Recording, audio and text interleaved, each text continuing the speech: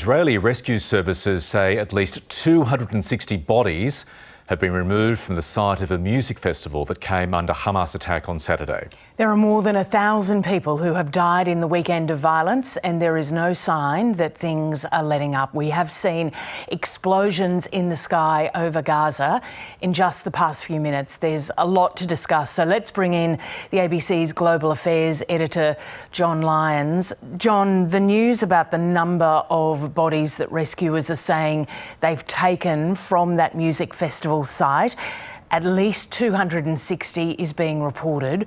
We've also had reports that that is where some hostages may have been taken as well. What do we know? Well, Lisa, yes, how distressing is that? These young people, mainly young people, go off to enjoy a concert in the desert, something that, young people like to do. 260 of them massacred, basically, which, again, in my view, is a massive war crime committed by Hamas. These were not combatants, these are not soldiers, these are not people outside an army camp, military camp. These are clearly civilians enjoying music unarmed. And yet these armed, thuggish Hamas gunmen come along and end their lives. It's a mass massacre in the south of Israel. We also, the latest figures we have now are at least 700 Israelis have been killed, confirmed killed, 413 Palestinians.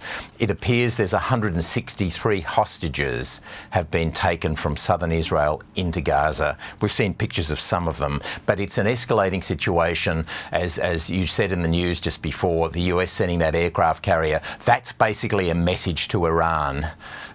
Because the fear now of the United States and Israel in particular is that Iran will try to take advantage of this instability by activating its Hezbollah fighters on the northern border of Israel. It's late at night there. We've just shown our viewers some vision of rocket fire and explosions in Gaza City. Clearly, the Israeli response, John, is well and truly underway. It is more likely than not, isn't it, that will be followed by some form of ground invasion, incursion by Israeli soldiers? Yes, Michael. I've covered ground invasions before by the Israeli army. I've covered 3 wars between Israel and Gaza. I think there will be ground forces go in. Their priority will be try to rescue some of those hostages. And sadly, I think there's a lot more death to come here. Gaza is one of the most crowded places on earth. Some parts of it are only 3 or 4 kilometres wide. You've got 2.3 million people packed in there. The Israeli Prime Minister Benjamin Netanyahu is warning, saying to Gazans, leave your homes, sort of because basically we're going to be taking responsive action. There's nowhere to go in Gaza. You can't flee Gaza. So we're going to see a lot more death, I fear. John, can I ask you, it's now more than 40 hours since the initial attack. We've heard so much about Israel's Iron Dome defence system. What's gone on there? Why wasn't it able to stop these incoming attacks? Well, Lisa, it looks like the strategy Hamas had, which was clearly effective because of what's happened, that on the morning of the attack, they sent thousands of missiles into Israel, which, as you say, with the Iron Dome, Israel can handle comfortably. The Iron Dome, there's several of them, are amongst the best technology in the world. In fact, Ukraine wanted it in their war against Russia. Israel wouldn't give them any, said it needed them for themselves. But that stops the vast majority of missiles coming in. But as that was happening, it looked like it was to distract. It was a ruse to distract Israel. Israel thought it was dealing with that. That's when the Hamas fighters came and broke through the barrier, broke through the border, bulldozers, motorbikes, people on those paragliders. So in a way, it wasn't the Iron Dome. The Iron Dome did its job. The Hamas had a multi-pronged strategy here, which tragically worked. Lots of fear rippling understandably through Israel at the moment, John. An existential fear in Israel would be if Hezbollah from southern Lebanon joined in and launched a full-scale attack on Israel too. That's right, Michael. The last time Hezbollah and Israel fought, the 2006 Winograd Review in Israel basically said that essentially Hezbollah won or went very close to winning.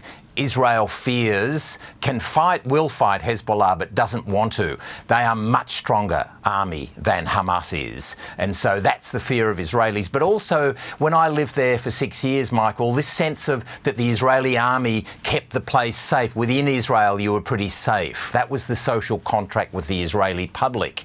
That's now been broken. They don't know how many more Hamas gunmen are still wandering around some of those towns in southern Israel. I think Israelis will now be in fear. If it's happened once, it could happen again. The international community, John, what can happen there? We've seen that, of course, the Security Council with China and Russia is not going to come together as one on anything more than what you might expect language-wise. So what happens?